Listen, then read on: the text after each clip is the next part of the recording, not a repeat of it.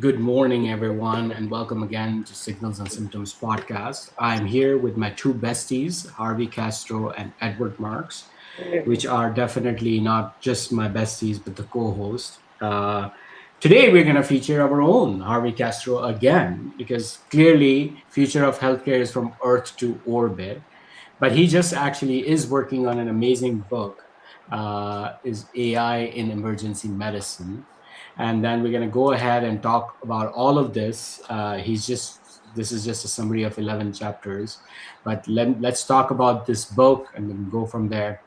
One of the good readings, and again, I don't know if you guys are subscribed to Medium, but the dark side of uh, AI of data is actually very important. And as we go along into this process of flywheel, data is going to become a significant problem.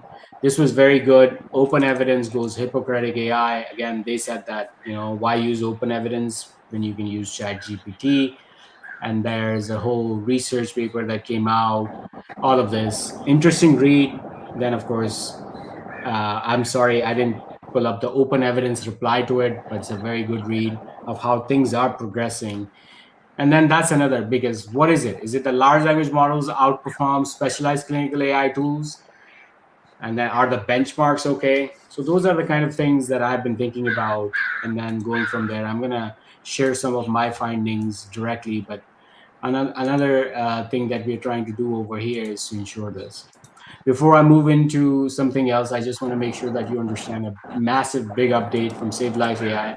We just got FDA approval for our third one, which is chest X-ray. So this is officially now FDA approved. We can do actually chest X-ray analysis through AI. So we now officially three FDAs. The fourth one is coming, I think, in a day or two, and then we have five planned for this one. Interestingly, the things that we want to build is not really have an FDA pathway. We have talked about regulation and everything.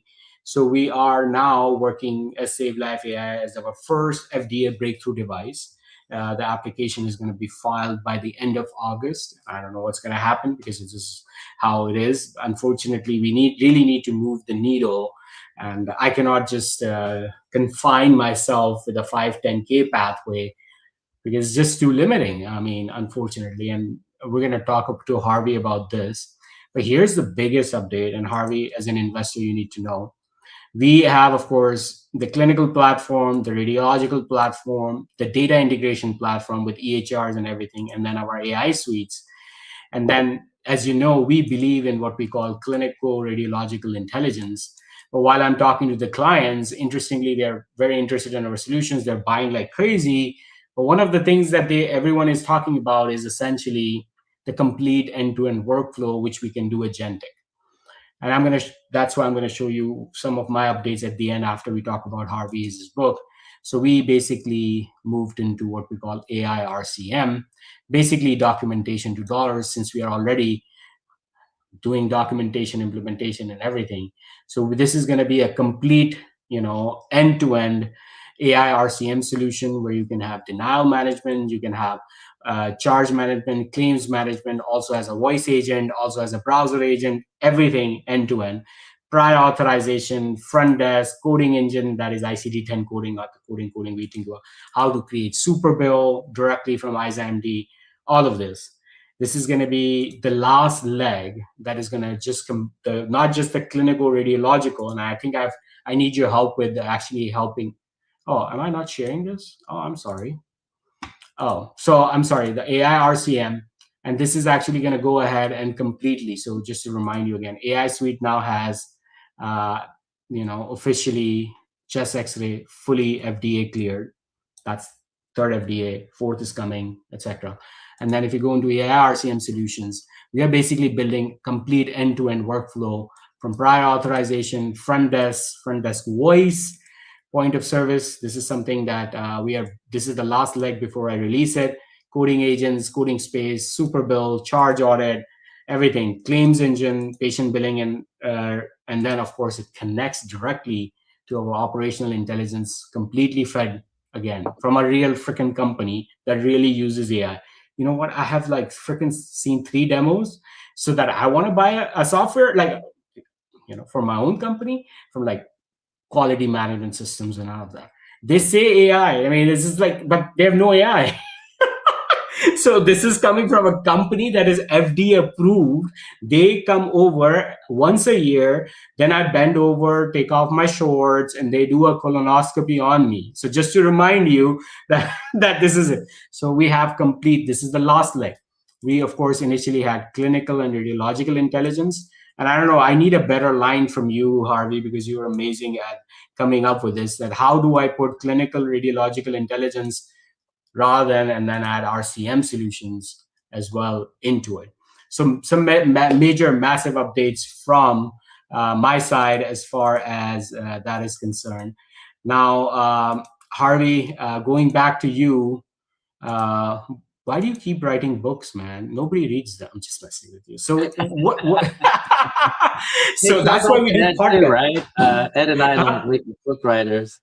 No, you're right. Yeah. On the joke side, yeah, but you are right. Actually, less and less people are reading books per se, as opposed to 5, 10, 20 years ago. We're accumulating knowledge a lot quicker. With that said, there are still some people, including myself, I that do, and I'm actually learning a like lot from you. it. So, jokes Yeah. aside, the one of the things that I wanted to say is, so what's the difference between a book, a website, or a wiki article? Is that a book is an actual absolute snapshot, and that snapshot in time is also very important to encapsulate, because he's going to update this book in a year, then 2 years from now, etc. And that snapshot actually preserves the historical evidence.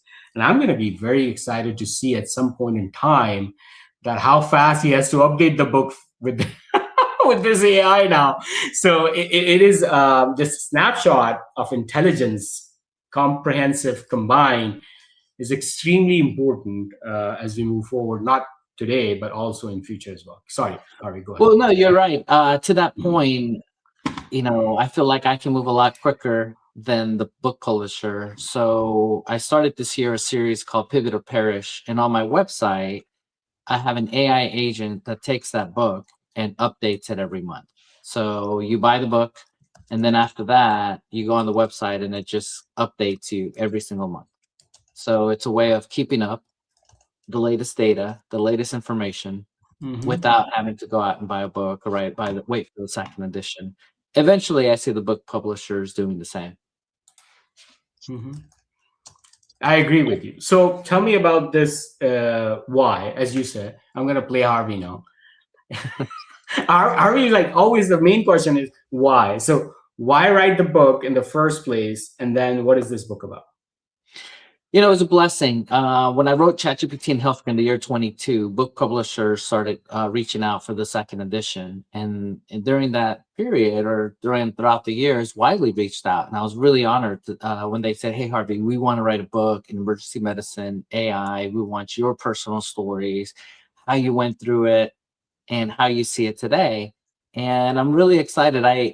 I've you know how busy I've been. I feel bad because I keep delaying, and they're like, "Okay, Harvey, the book's gonna be out in October." And then we've been proofreading it. So I gave them the final proofread actually today. So Hmm. hopefully here they said it'll be on the market. And so why I did it, two things. It's human plus AI is what I always say. Human, 20 years of emergency medicine experience. AI, in that I've been leveraging, using, seeing where the future heads. And then I divided the book in that format. Uh, Too much to cover in one sitting. So why not put it in a book? So someone that can go through A to Z and understand how it could be applied. The principles are general, so they apply emergency medicine. Obviously, they apply other parts of medicine. So I'm really stoked about it. Love it. I'm looking forward to getting it and then reading it. Is it out already on the Amazon and everything, or not yet?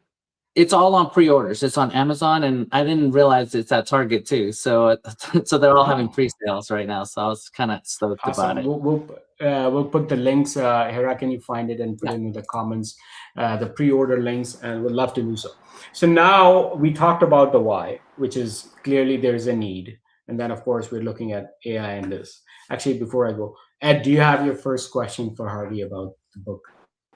Well, I was going to say we should do a book signing like we did at my house when we did the Mayo Clinic book, Yeah. and yeah. we should bring Harvey's books and my books together and we'll do something fun in the Dallas Fort Worth region, and maybe we'll take it on the road also. I like Might it. be kind of fun. Love Um, it. and Love you it. know, the thing I'll say about books, I agree. You know, I'm pretty new school, but the only place that I think I'm still old school is books. And I'll tell you a couple of reasons why. There, when you hand someone a book, you can't hand someone a website. You can say Harvey's the greatest dude in the world. He's got the greatest content. You can't hand them anything about Harvey except pointing to the website. And the likelihood, just like when you prescribe someone a test, only 30% of tests actually get fulfilled. I forget what it is with prescriptions. It's probably 50%. When you hand someone a book, it's fulfilled. Now, will they read it? But they haven't, right? So I think that's one thing. And another thing is, you're on the plane, and yeah, there's Wi-Fi, which only works half the time if you fly American Air, like I do, and you can get to the website or whatever, or read the latest blog. But having that book, you don't have to worry about stowing it away when you take off or whatever. You know what I'm saying? There's still something magical about a book, and then and then you can point someone to it. And then here's my final thing on books. And I thought about this a lot. Is it's like albums, right? I have a kid in the recording industry. Why do they put out an album? They still do. There's still music out there, and then and every year, or depending how active the artist is, a year and a half, they come out with something new. They come out with new music, and they put out a new album, a record. So I'm still old school that way. I still think there's something about it. And the final thing, like I'm about to give a talk, and it's around one of the books, and you give people a copy of the book. It's a keepsake. They'll remember. Oh, I heard Harvey speak, and I got his book, and he signed it. It means something. And you can't do that with a website. You could put your, and we all do it, right? Every speaker does. You put your little URL up there to your website or to your LinkedIn profile. How many people are actually going to hit that link or take that picture and actually go and do it? But you give them a book. It's different. There's a connection when you do that. It's a gift, if you will. So, anyways, rock on, Harvey. Keep writing those books. I'm with you, Love it. 100%. So yeah, it's AI in emergency medicine, and you already mentioned that you don't have to be an emergency doc to get benefit. But who else is the target, like for the reader? Like obviously, everyone in emergency medicine, urgent care, those sorts of things would be like, hey, you should get this book. But who else is it written for? Honestly, the main voice is the patients. You know very well, patients are going to the emergency room. A good percentage of them, their primary care is the emergency room. As you know, so that's who I wrote the book for. It's really for patients. And so, me being a doctor and getting a lot of administrators and physicians calling me, I said, "You want? Let me add some physician stuff to it." But the main audience is patients, and it's written for patients. Oh, that's interesting. So Yeah, go ahead. tell us more then. Okay, so I'm average Joe Jane citizen here in Portland, Oregon, and so I would get this book because it would help me Yeah. navigate emergency medicine or help me in my own healthcare. What exactly what? Yeah, so I broke it down into just assuming you and I and all of us are a different level, but assume someone goes into healthcare, has no idea about AI. So I go through the foundation, like, hey, what's going on with your doctor? Hey, they're burning out. You know what? We have some clinical AI. Hey, what's the future look like? Hey, we have wellness, we have wearables. We're using AI to predict predictive, proactive care. And then obviously, when you go into the doctor, like, who's doing all this? Is it the hospital? Is it the doctor? What's the rate limiting step? What is the leadership? So I kind of go into that, why, what things can be released and why. But then I go into the critical part, the guardrails. Everybody's like, why should I do this? What governance is going on? And is there a consent? And there are algorithms for that. So then I go into that. So it's broken up into those units so that a person can go through and be like, okay, I really understand this healthcare space now with AI. I love that. That's great. So cool. I mean, I love that you're actually thinking of. So first of all, comments again. I love that these two guys, because I'm becoming an AI. idiot because the time, like I have like 16 AI employees working, and then it's just getting. I need to redo my human stuff, and I love it that these two bring it back to the patient and the human. Again, revising it, that tactile feeling, the book feeling is still one of those many pleasures of life that I still sometimes pick a book. And I never got an e-ink reader or iPad reading. It's just that tactile feeling to just curl up in a blanket and then just read. And especially how Harvey writes, by the way, he is a great story teller. If you look at his previous book, it's not technical read. I don't know, is this a technical read or is it a It's no, simple. perfect. So it's simple, so especially when it's patient based. I would love to, just sit in a sitting and then just read it.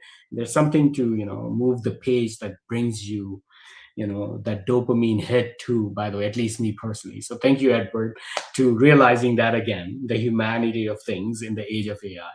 And of course, writing it for the patients. Now, Harvey, have you included any patient stories? And do you want Yes. to share some of them on this, that how AI will go through that and then extended one more to Phantom Space as well? Yeah, I'll keep it generic because I'm not sure what I can share or not, just because of the copyright portion of it. But this skinny, the big picture I always talk about, and I share similar stories, is that whole proactive versus reactive approach. At the end of the day, guys, does everyone out there go to their doctor? And just going by statistics, women are most likely to go to their doctor. Us men tend not to go to our doctor as often. Even me as a doctor, I have a doctor's appointment next month, and I don't know when it is. I just know it is sometime. But my point is this: why are we waiting to go to the doctor? Why not leverage AI? And I go into the stories. Why not leverage the aura, the wellness, the information so that we can gather that information? And I'm really excited that I'm seeing Perplexity, OpenAI, all of them create a platform to connect your personal healthcare data. Regardless of how you feel about it, think of the core of that. You're analyzing your data with AI and saying, hey, here's some of the things. Let me explain your blood work. Let me explain some of the things the doctors are going to say. Why does that matter? Twofold. One, because you can take charge of your health. Two, we don't know what we don't know. But if the AI is introducing to us certain information from our labs, and then when we go to the doctor and be like, hey, what is this hemoglobin A1C? The AI says is this. Explain it to me, or can we talk about it? And it takes it to that next level.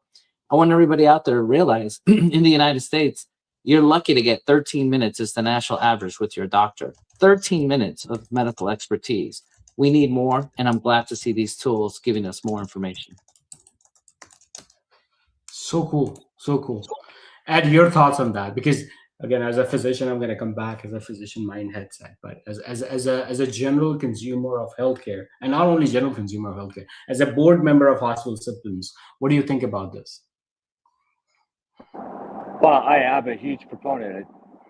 I believe in arming patients with as much knowledge as we can. And to Harvey's point, uh, visits are down 16% was what I saw from Gallup and West recently. Office visits are pretty, yeah, they're down 16%, and a lot of people are going to AI, and maybe they're not doing it in a very wise way, right? Could just be willy-nilly. And a book like this, I think, is going to help give them a little bit more structure and knowledge, like how to navigate safely, and make sure that they don't go wrong direction. So I think it's a great thing. I can't wait to read it. I'm surprised, Junaid, we haven't gotten like pre-read copies or anything. We actually, I'm not so sure. I don't know. Did we do this for Harvey? Did I review it? No, No. no, I He's should. just he's just he's just freaking too busy. You know what, Ed? We have to like penalize him. So here's your penalty, Harvey. You're taking us both on a steak dinner tonight. Well, actually, not tonight. How are you, Ed? Where are you, by the way? I see in the background you're walking around in a. Where are you? Yeah, it's Portland. Or Oh, it's Yeah, so early. it's really, yeah. I had to run first at 5, so I could start with you all at 6. So I'm just doing my cool down with you all. So pardon the informality, but I had to go So down there. Harvey is in his house, so I know he's in Dallas. So when you're coming back, let's give penalty to Harvey, and then go from there. Um, in the meanwhile, I just want to make sure that I just want to cover a very small topic of people are bringing it up to me and everything, and there are two of them, and I need actually Harvey's opinion. So Harvey, remember we talked about how we're gonna scale AI, and this is tail scale. I don't know. Are you able to see my screen? Yeah, I see it. I use So it this is now, scale scale. you do right. This is now connected to my 3 Max at the moment in time, and this is the latest one that I got for the company, by the way, which has 128 gigabytes of unified memory. And what I was able to do was load so many models and test it. Now, I'm just not going to give you the results, of course. I'm going to give you the amount of research that goes into it.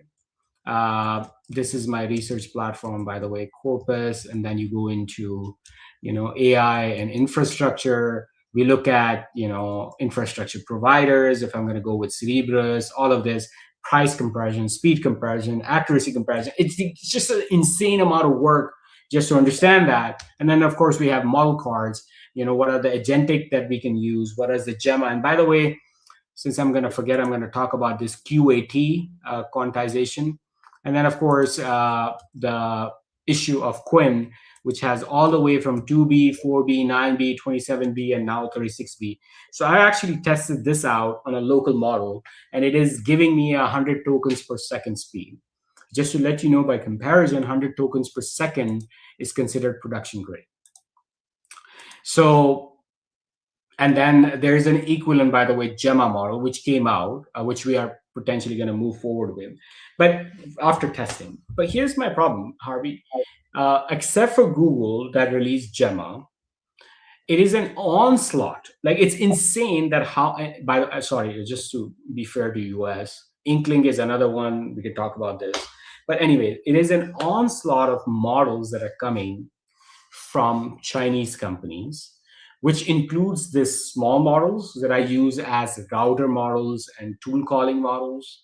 Then we have this middle-sized models, which we have Quinn 3.6, 27B, etc., which honestly, at this level in time, is way better than Gemini Flash 2.5, which was considered a workhorse.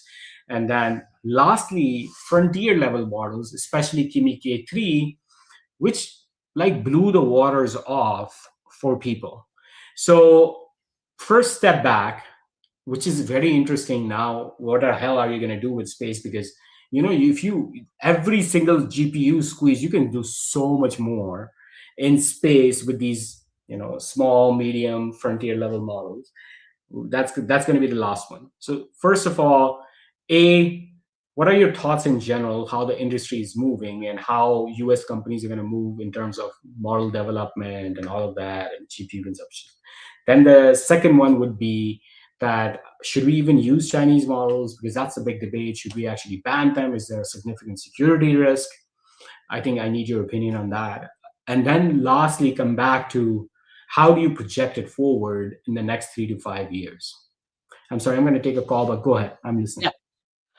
All right, buddy. So, and Eddie, this is a good question. So the way I personally see it, the pendulum is moving all over the place, and I see the following.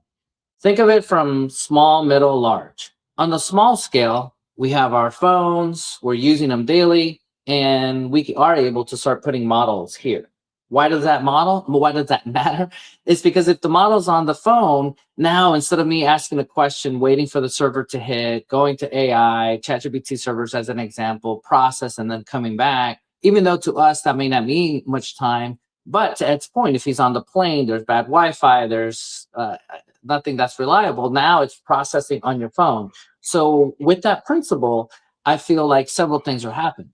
One, if you can use your energy and you're not using the data center in the sense that you're decreasing that bandwidth, because think of it this way, why use a limousine to go across the street? You wouldn't. You would just walk. Same idea. If you needed something to go on your phone and you need a process now, why run through that system? So I'm giving that tail end story because here's the deal. With the structure point from a phone point of view, we'll have the small language model. We'll be able to process. We need a network. What does that network look like? That's where Phantom Space, I feel like, will have a leverage. We'll be able to put that network in outer space so that when Ed's flying around the world, he could just call us from his phone and it'll connect with our satellites. Two, the processing, think of it again. If it's running on here, why not put those models on a small level in the sense that I'm putting it inside the chip, that small language model on the satellites, and now all of the satellites are speaking. Now, Janae will say, well, Harvey, what happens 6 months later when the next model comes out? Well, that's a good point. There'll be a system that will be able to redo some of those chips on the satellite. But the thing that you don't realize is these satellites are going up daily. And so with time, today's systems that are coming up will be updating. And then the ones from a year, 2 years, that yes, they're outdated, but they're talking to these systems. So think of it as a network. Some of those will be running really quick. Some of them will be running slow. But with time, it's always going to get better and better. So that's kind of what I see the future of going. I know that was kind of long, but I'm going to rephrase this into a more technical term. The one that he uses on the mobile is considered what we use the word edge. That is another term we use is near edge, is basically where my laptop right here sitting is working. So there's edge on literally on your device. Then there's near edge, basically a closed source system in which you can have this. Then there's far edge, which is private clouds. And the reason I'm telling you this is because Save Life AI, when it talks to hospital systems, they don't want to even send any more data to Cloud Code and OpenAI, which is fantastic news for us. Because what's happening is because they are really saying, oh, they're going to train the model on my data, all of that shit. And then lastly, that is what we call, essentially, what he is saying is basically cloud operators. And cloud operators can work in both ways. Cloud operators can work as a private cloud too. I mean, Azure and all of them can basically build a complete section for you, and that's yours, etc. So you're not worried about infrastructure costs and everything. So a few updates. I don't know if you've seen, Apple has released iOS next. It's going to come in September. They are releasing what we call Core ML, and that you already are on the beta server. I don't do that on my production phone. I'm getting another phone just to try their beta service. I regret it sometimes, and I'm like, I don't care. So it's on here already. Yeah. So they actually have a newer technology called Core ML. And then, of course, when I use it on one of my laptops, again, remember, Apple Silicon is different than CUDA on NVIDIA and Arcom on AMD. Again, we test everything. So CUDA has basically the best way is VLLM right now. But Apple Silicon has MLX, and with the addition of Core ML, all my models became 30% faster with the same GPU. So again, it's getting insane. So one was a software upgrade, like we do. And by the way, just to let you know, my Tesla works so much better now. I mean, I click self-supervising, it literally freaking parks itself. So again, that flywheel is getting insane. And I was telling you that, like in me, I mean, I was building a whole freaking module in 2 months, which took me previously 2 years to build. So that flywheel is getting in there. So edge, then there's near edge, and I will just use the private cloud/cloud as the three major things, as one of those things. Now coming back to how hardware devices are improving. I don't know what the next model of M5 Ultra or M6 or M7 is going to come from Mac, which I believe at this point in time, I don't know what your thoughts are, Harvey. Is Apple going to start competing with NVIDIA and AMD for actually GPU inference or not? That's question number one. And then question number two, I want to go back that edges, of course, will still have its limitation at some point, at least for the next 2-3 years. We are already at a 2 nanometer process, and I don't know if we can squeeze the molecules enough, but we have 3D refractory, so they're actually putting the chip on top of the chip, so they're stacking. Anyways, it's getting insane again. By the way, designed fully by AI. That's another problem. AI is designing chips to their. We're gonna have an antichrist soon. I mean, we have talked about this before. So having all this sort of information that I wanted to give to my audience, what are your thoughts of Apple as a GPU provider in the future? Number two is, what is the role of the middle section, this 3.6 27B models, 3.6 this models. And then lastly, comment, why am I not seeing this? Because my problem is that, let's just be honest. I mean, it is getting cheaper. I'm getting a $2,000 Mac, which is giving me 80 tokens per second. I can get 10 of them, which is much better than giving money to Azure. And then the only problem right now is that I'm forced to use Chinese models, which I don't want to use in production because of the security risks. So are there security risks?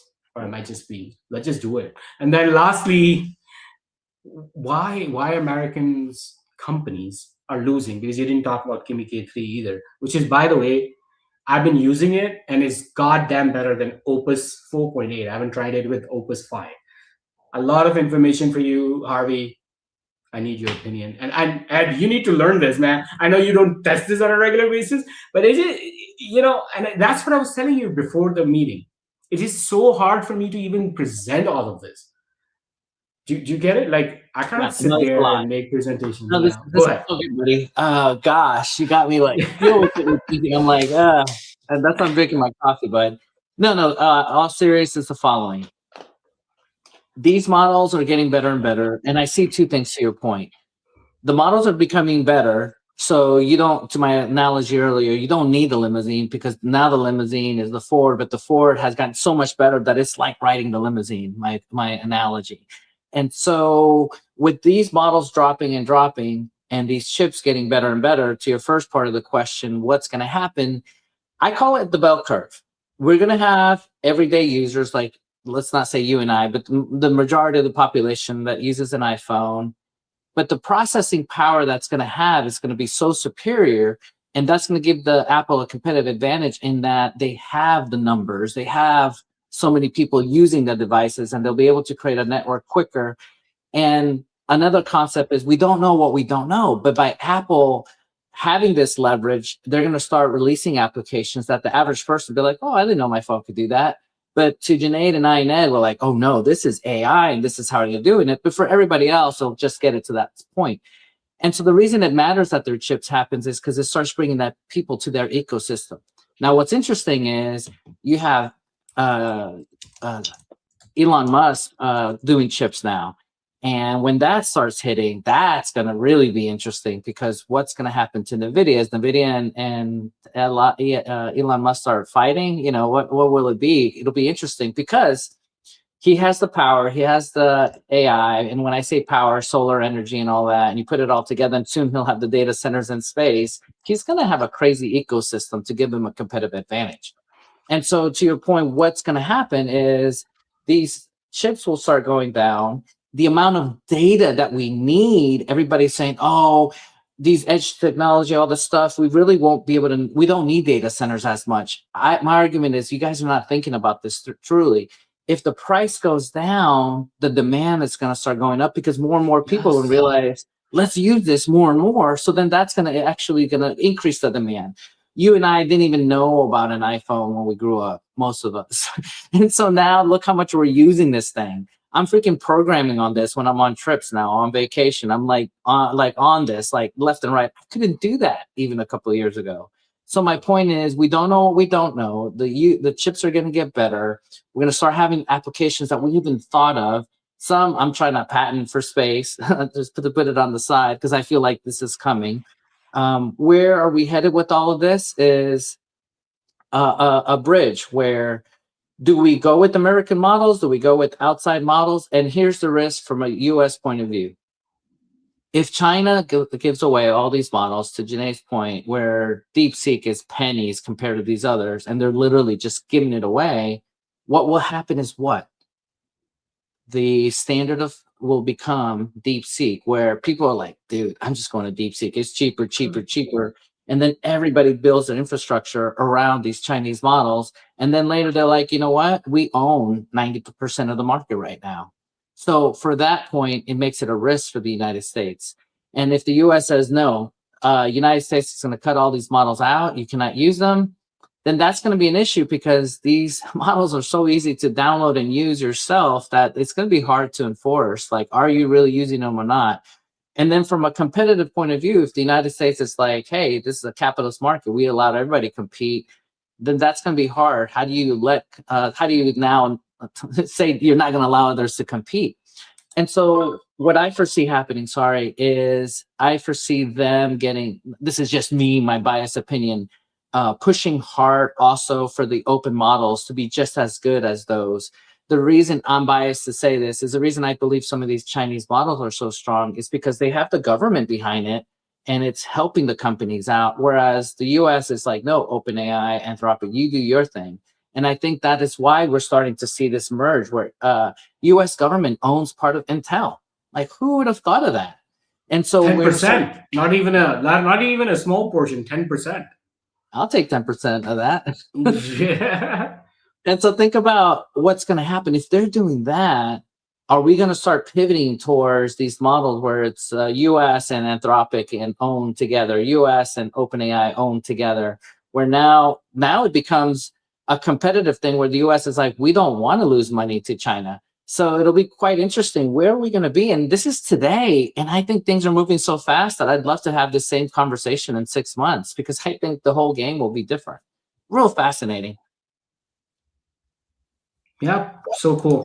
Ed, your thoughts as a general person when you see the news in two things. Number one, security risk of Chinese models or non-Chinese model. I mean, coming from anywhere. And then the second problem of what he said, the stack building. And just to let you know, it is an insane amount of work for me, just to give you a little bit of context. If I need to fine tune a model, then I have to choose a model. Then I have to create fine tune versions of it. Then I have to check LoRa heads. Then I have to check inference times. Then I have to check if the model is going to be supplied on an NVIDIA hardware, AMD hardware, or Apple Silicon. Is it giving consistent results? That making a fine-tuned model is joke for me. This whole testing takes 3 months. So when I choose something in terms of a stack, in terms of a GPU, a model, or anything, I'm sticking to it for the next 3 years because it's not a small amount of work to go through. So just to let everyone understand what Harvey's point is, that what every means by stack, it is insane amount of work to, and I'm telling you, I have a company with AI. So Ed, your thoughts on everything we just talked about? It is freezing. Like I was just in all these other hot states or Texas, and it's like cold, like literally cold in Portland, Oregon, and it's late July. That's Anyway, nice. I mean, yeah. So if I shiver, you understand why I'm shivering. So well, this is the tech things, and you kind of alluded to it. I really leave that to you all. You're actually both much more tech savvy when it comes to all this AI type of capability. But on the on the China side, those sort of things, you got to think about like Airbus. We have Boeing and American companies competing with Airbus, which is government funded, EU funded, and it's the same with any country that we compete with. A lot of them are government funded, and but the big difference here, obviously, is the LLM and the security issues and all that kind of stuff. So I do think there needs to be a lot of caution when it comes to that sort of thing.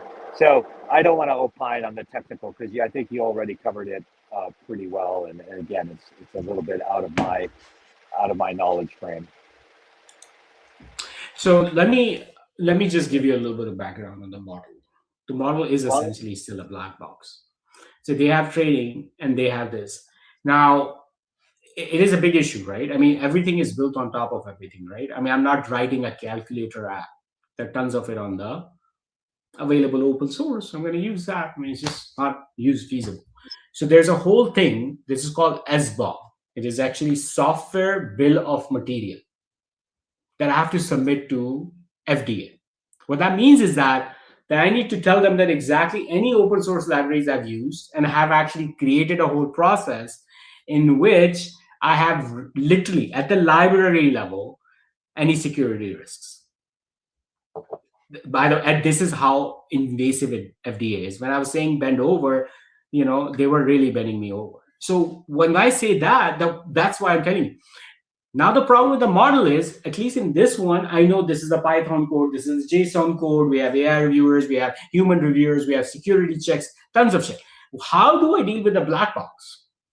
Do you guys understand? How do I go ahead and convince anyone that, okay, I've checked the internals of it, literally software bill of materials. So think of it: you build a house, which electrical wire you use, which kitchen counter you use, which door you use. That is the level that we need. And then the models do not give you, because they cannot give you. And who knows what they have injected. And believe it or not, in prompt injection, security risk is much harder to identify, first of all, and then also even harder to fix, because they can have layers of prompt injections that can go through. Anyway, so my thought is that at least I don't think so this is ready for production, in my opinion. We are always interested. We are thankful to Inkling, which is by Maria Murati, which actually released a very amazing model, and has a completely new business process. And I think that is where the winning process will be. She basically provides the infrastructure, the model, and the pre-training and fine-tuning services. And then basically, hey, bring your business, bring your data. Here's your model, fine-tuned, and I'll take care of the rest. And I think that's in my thinking, Harvey, is where the industry is leading to. We're going to cut it today short. Any other comments, Ed and Harvey, that you want to add? Then we can join next week. Yeah. Let me change the topic completely, because I'm about to do this talk for Sure. the country is divided in 4 or 5 regions by the federal government in terms of community health centers. These would be FQHCs, migrant care facilities, those sorts of things. And so I'm speaking today to the Northwest. That's why this is Alaska, Oregon, Washington, Idaho. And so I did a lot of pre-work to prepare, and I was shocked by one thing, and then one thing lends really well into the book that Harvey is about to release. So the first thing is, when I interviewed 4 CEOs of these various clinics, one of them is more advanced than any academic medical center I've ever been to. I was shocked, and I was like, wow, what a lucky community. She is like totally on it, totally with it, deploying all sorts of AI capabilities that, again, I've not seen anywhere else. Let's bring her on to this podcast too. We should. I will see here in a second. But the majority of them, if there's a scale from 1 to 5, and she's the 5, and let's just say our academic medical centers are 4s, the majority are going to be around 1, 1.5. But they're looking to close that gap very, very quickly. They're going to have plans by the end of this event to close that gap in 12, 24, 36 months. So, but think about it, because again, a lot of our audience and ourselves, we come from big cities, but a lot of care is done on the frontier. And even Texas, 85% frontier, 85% of Texas is rural. So think about the United States. I mean, it is still a very rural country, and a lot of healthcare is done out there where there's no academic medical center like there is in Dallas or Fort Worth. So I find it super, super interesting, and their desire for AI and just how AI can help bridge that gap, right? Hey, we don't need to go. We can do ultrasound. Anyone can do the ultrasound. We can have someone else read it somewhere else, right? And help guide them. Guided ultrasound. That saves so much money, saves patient experience. Anyways, there's so much to unpack, and I'm super excited for these people who are really doing healthcare. One last really quick example, because it just blew my mind. There's some, right, and I know it's going to sound silly saying it because it's kind of obvious, but until you really meet someone from an area like this, there's many communities in our country, United States, there's no road to that community. Literally no road to that community. They fly. Like if they need something, they have to fly. They have to get into uncle's plane and fly. So this is so important, what we're talking about. The need for AI and these AI capable technologies to bring the same level of care to them as we enjoy being in a big metroplex. And I think we owe it to them to do it. That's why I'm so glad to be part of Signals and Symptoms and be with you all, because we'll help those people. Yeah. So anyways, that's my rant change the for world. morning. Yeah. And of course, everything is going to go through Harvey's intellectual property protected billion-dollar applications that are going to be hosted on Phantom Space and more. So Harvey, last words, and then we'll close for today. All right, guys, last words. Let's have fun with this stuff. I'm going to 3 calls of actions. Physicians, healthcare professionals, I want you to learn AI and figure out how can you use it today to help your patients. And just even if it's just something minor. Second, developers, I want you to, like someone like Junaid, how can we pass these things through the FDA and really perplex? How can we use these other models, maybe the Chinese models, but how can we use some of them? Let's think long-term American models so that if there is a stop, we can still continue working and not worry. And then the last, for the consumers out there, how can I use this today? We know that we have some wearables. We know we have some stuff. It's the bell curve of people listening. I know there's somebody out there that's listening that can program some of this stuff themselves. Just on the side, I'm having fun with this camera. It's literally giving me a check every day. When I speak, it tells me if I'm stressed, how much power is in my voice, if I'm ready to present, and it's giving me grades. And sometimes I talk to it really soft and like I'm relaxed and I know I'm stressed, and it'll call me out and say, here's your stress number. I'm like, damn, I'm like faking it, what I'm saying and everything. And it's the algorithm's catching it. And so my point is this: let's leverage these tools to help humanity. Let's leverage these tools to help us in healthcare. And I just want to leave us with that. Love it. Leverage AI to help humanity. And then also, hopefully, in the same breath, do not over expect that it's going to take over. People have been talking about, doom scenarios for all the other technologies in the past. It is okay. Have fun with it. Take care.